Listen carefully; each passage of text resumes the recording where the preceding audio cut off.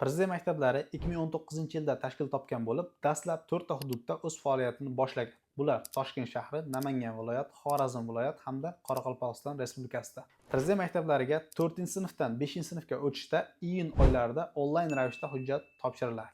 Onlayn ravishda hujjat topshirish uchun esa farzandingizni 4-sinfdagi matematika hamda tabiatshunoslik fanlari yillik bahosi 5 bo'lishi talab etiladi. Farzandingiz iyul oylarida 2 bosqichda imtihon topshiradi. Birinchi bosqich imtihonida matematikadan 30 ta test topshiriladi. Bu savollarni yechishga hamda javoblar varaqasini bo'yashga umumiy 60 daqiqa vaqt ajratiladi. Birinchi bosqich baholash tizimi qanday yuritiladi? Berilgan 30 ta savol ichidan o'quvchilar eng ko'p yechgan savollar darajasi osonroq deb yuritiladi hamda kamroq ball beriladi. Aksincha, berilgan 30 ta savol ichidan o'quvchilar eng kam yechgan savol turi eng murakkab sanaladi hamda eng yuqori ball beriladi. Eng yuqori ball to'plagan 480 ta o'quvchi ikkinchi bosqichga o'tkaziladi. Ikkinchi bosqich imtihoni asosiy va hal qiluvchi hisoblanib, tanqidiy fikrlash hamda muammoni hal qilish bo'limidan 40 ta va ingliz tili bo'limidan 40 ta savol beriladi. Muammoni hal qilish hamda tanqidiy fikrlash bo'limiga 90 daqiqa va ingliz tili bo'limiga esa 40 daqiqa vaqt beriladi. Javoblar varaqasini bo'yash uchun ketadigan vaqt yuqoridagi vaqtlar ichiga kirib ketadi.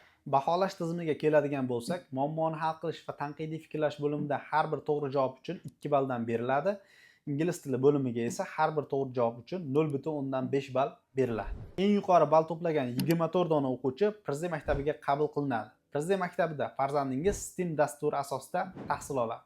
Bu yondashuv orqali o'quvchilarning ilmiy, texnologik, muhandislik, san'at va matematikaga oid bilim va ko'nikmalari shakllantiriladi. Darslar interaktiv usullarda zamonaviy texnologiyalar va laboratoriya jihozlaridan foydalangan holda olib boriladi. Shuningdek, o'quvchilar xalqaro malaka imtihonlarini topshirish imkoniyatiga ega bo'lib, muvaffaqiyatli natijalar ko'rsatgan o'quvchilarga xorijiy oliy ta'lim muassasalariga o'qishga kirish uchun yo'l ochiladi.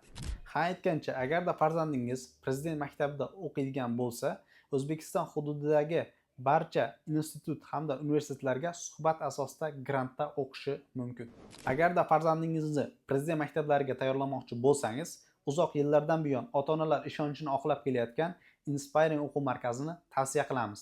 Birinchi bepul darslarga yozilish uchun quyidagi raqamlarga bog'lanishingiz mumkin.